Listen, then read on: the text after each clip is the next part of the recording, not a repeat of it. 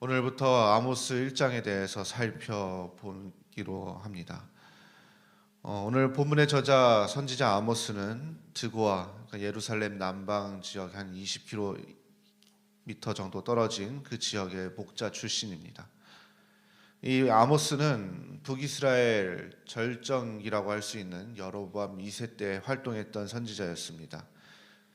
이 당시에 이제 같이 활동했던 호세아 선지자보다는 한 6년 정도 더 먼저 활동했던 선지자인데, 오늘 아모스 1장 3절부터 2장 5절까지 말씀을 종합적으로 말씀드리면, 이 아모스 선지자가 이스라엘과 주변 7개국 총 8개국에 대한 심판의 예언을 기록하고 있는 것을 볼 수 있습니다.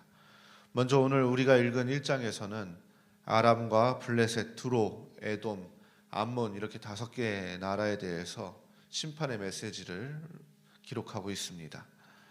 먼저 아람에 대해서 심판의 메시지를 볼 수 있는데, 하나님께서 아람에 대해서 심판을 하신 이유는 바로 철 타작기로 타작하듯이 이스라엘에 거주하고 있던 길르앗 족속을 압박한 것이기 때문입니다. 3절 말씀을 같이 읽도록 하겠습니다. 여호와께서 이와 같이 말씀하시되 다메섹의 서너 가지 죄로 말미암아 내가 그 벌을 돌이키지 아니하리니 이는 그들이 철 타작기로 타작하듯 길르앗을 압박하였습니다. 아람은 길르앗 족속을 땅을 차지하기 위해서 계속 압박했다는 것입니다. 그 압박의 결과 하나님의 심판은 바로 화염입니다.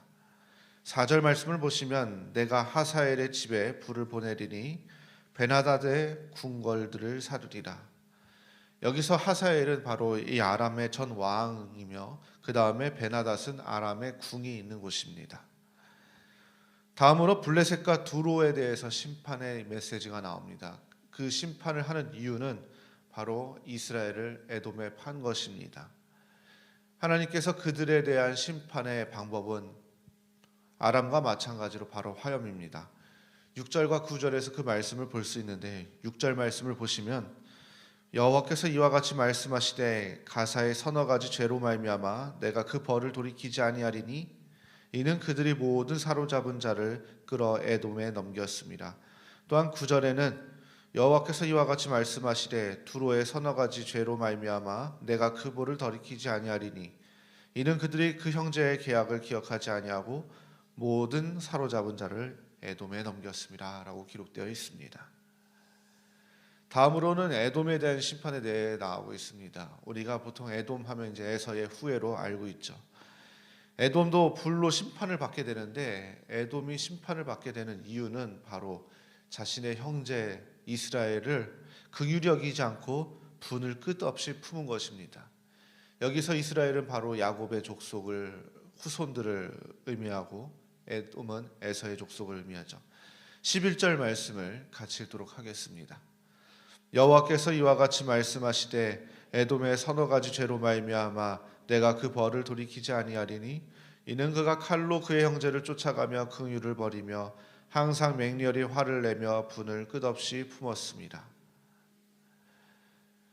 마지막으로 암몬에 대해서 심판의 메시지가 나옵니다. 암몬이 심판을 받는 이유는 바로 그들의 영토를 넓히려고 이스라엘 여인에게 몹쓸 짓을 했기 때문입니다. 13절 말씀을 같이 읽도록 하겠습니다. 여호와께서 이와 같이 말씀하시되 암몬 자손의 서너 가지 죄로 말미암아 내가 그 벌을 돌이키지 아니하리니 이는 그들이 자기 지경을 넓히고자 하여 길르앗의 아이벤 여인의 배를 갈랐음이니라. 이런 무모한 행동을 한 암몬의 심판, 바로 불과 폭풍입니다. 14절을 보시면 내가 라빠성에 불을 놓아 그 궁궐들을 사르되 전쟁의 날의 외침과 회오리 바람의 날에 폭풍으로 할 것이며 라고 기록되어 있습니다. 이 심판의 메시지, 항상 우리가 말씀을 보시면 하나님께서 그 민족에 대한 심판의 메시지를 예언하실 때 그 예언은 반드시 이루어진다는 것입니다. 오늘 말씀을 정리해 보면 위에서 언급됐던 이 5나라의 특징들, 바로 자신들의 유익을 위해서 하나님의 백성을 무참히 짓밟았다는 것입니다. 자신의 이익을 취하기 위해서 하나님을 두려워하지 않고 행한 그들의 횡포에 대해서 하나님께서는 분노하셨고 바로 그 후에 하나님께서 이들을 심판하심으로 정의를 세우셨습니다. 이 말씀을 토대로 우리가 생각해야 될 것은 하나님께서는 하나님이 싫어하시는 죄악을 멀리하며 살아가야 함을 분명히 알려주십니다. 무엇보다 약한 자를 품고 그리고 이웃을 살펴보며 살아가야 된다는 것입니다. 우리가 생각해 볼 때에 우리도 하나님의 백성이지만 동시에 우리도 주변에 있는 이웃들을 돌아봐야 할 대상임을 우리는 생각해 봐야 할 것입니다. 특별히 우리가 다른 하나님의 사람들을 존중하며 살아가야 함을 다시 한번 기억하시기 바랍니다.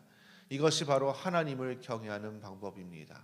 우리가 주변에 있는 이웃들을 돌아보며 특별히 어려운 우리 하나님의 자녀들을 존중해주며 또한 돌보며 살아갈 때에 하나님께서 반드시 우리의 그 모든 일들에 대해서 바라보시고 또한 칭찬하시며 우리에게 은혜를 베풀어 주실 것입니다.